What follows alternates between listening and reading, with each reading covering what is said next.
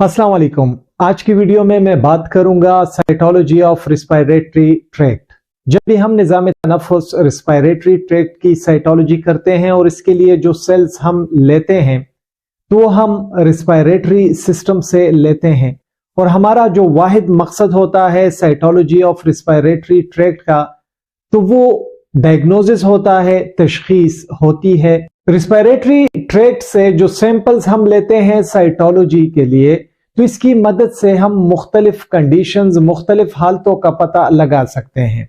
वो हालतें, वो condition, infections भी हो सकते हैं, इन्फ्लेमेशन भी हो सकती है और कैंसर भी हो सकता है। तो इन तमाम चीजों का पता हम लगा सकते हैं साइटोलॉजी से, जब ये साइटोलॉजी रिस्पायरेटरी ट्रैक्ट के सैंपल्स की होती है।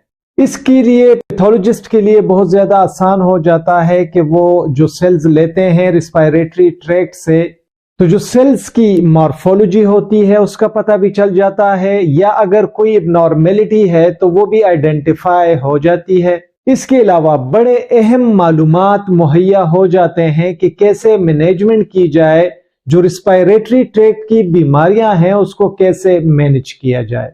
इसके अलावा मॉलिक्यूलर लेवल पर जेनेटिक टेस्टिंग भी इन सैंपल्स की हम कर सकते हैं, ताकि और भी डिटेल में पता लगाया जा सके और ट्रीटमेंट डिसीजन हम ले सकें। ऐसा खासकर ऐसे मरीजों में होता है जिन पर शक होता है कि शायद लंग कैंसर हो। ऐसे कई सारे मेथड्स हैं जिसमें सेल्स लिए जाते हैं और फिर इनकी साइटोलॉजी की जाती है। तो अभी इन्हीं मेथड्स पर बात करेंगे कि वो कौन से मेथड्स हैं जिसमें रिस्पायरेटरी ट्रैक्ट से जो सेल्स हैं वो साइटोलॉजी के लिए लिए जाते हैं। पहले नंबर पर जो मेथड है वो कहलाता है स्पूटम साइटोलॉजी। स्पूटम एक ऐसा मटेरियल है जो कि रिस्पायरेटरी ट्रैक्ट से बाहर निकलता है, खासकर उस वक्त जब मरीज खांसता है। स्पूटम साइटोलॉजी में स्पूटम के नमूने को लिया जाता है, पेशेंट से कहा जाता है कि वो स्पूटम का सैंपल कलेक्ट करे और फिर इसको माइक्रोस्कोप के नीचे देखा जाता है। ये मेथड ज्यादातर जिस मकसद के लिए किया जाता है तो वो लंग्स की हालत देखने के लिए इस मेथड को इस्तेमाल किया जाता है, खासकर उन मरीजों में जिन पर शक होता है कि उनको लंग कैंसर हो सकता है। दूसरे नंबर पर है ब्रोंकियल ब्रशिंग। ब्रोंकियल ब्रशिंग में एक बारीक सा ब्रश होता है जिसको एक ब्रोंकाई में दाखिल किया जाता है, लेकिन इस मकसद के लिए ब्रोंकोस्कोप की मदद ली जाती है। इसके बाद जो ब्रोंकियल वॉल्स होते हैं तो उससे जो सेल्स हैं उसको कलेक्ट किया जाता है। ब्रोंकियल ब्रशिंग में जो सेल्स कलेक्ट कर दिए जाते हैं तो फिर इसको माइक्रोस्कोप के नीचे देखा जाता है।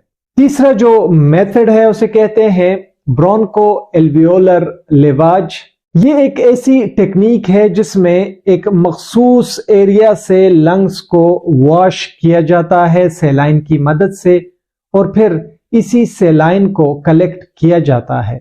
इसी फ्लूइड्स में फिर सेल्स जो हैं वो मौजूद होते हैं, जो सैलाइन फ्लूइड होता है इसकी एनालिसिस की जाती है और इसकी मदद से तशखीस की जाती है, डायग्नोसिस की जाती है लंग्स में मौजूद मुख्तलिफ कंडीशंस की, जिसमें इन्फेक्शंस भी हैं और जिसमें इंटरस्टिशियल लंग डिजीज भी शामिल है।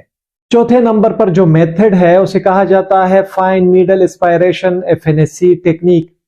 इस टेक्निक में एक बारीक सी जो नीडल है वो लंग्स में दाखिल की जाती है, सेल्स को कलेक्ट किया जाता है, लेकिन उस एरिया से जिस एरिया पर शक होता है तो वहां से सेल्स को कलेक्ट किया जाता है और इसके लिए इमेजिंग टेक्निक्स का सहारा लिया जाता है। FNAC फिर बेहतरीन तरीके से हो सकती है अगर हम इमेजिंग टेक्निक्स की मदद से इस टेक्निक को फॉलो करते हैं।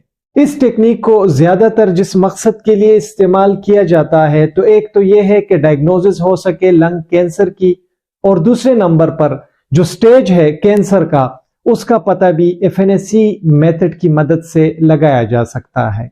पांचवें नंबर पर है ट्रांस ब्रोंकियल बायोप्सी।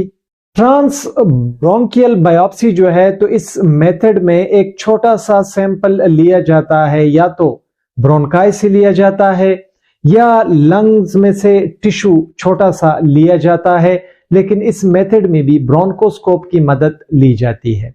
बहुत ज्यादा शुक्रिया। MLT हब विद कामरान देखने के लिए वीडियो पसंद आई हो, वीडियो को जरूर लाइक करें, दोस्तों के साथ शेयर करें। हमारे channel MLT hub with Kamran को सब्सक्राइब करें। अपना ढेर सारा ख्याल रखें। अल्लाह हाफिज।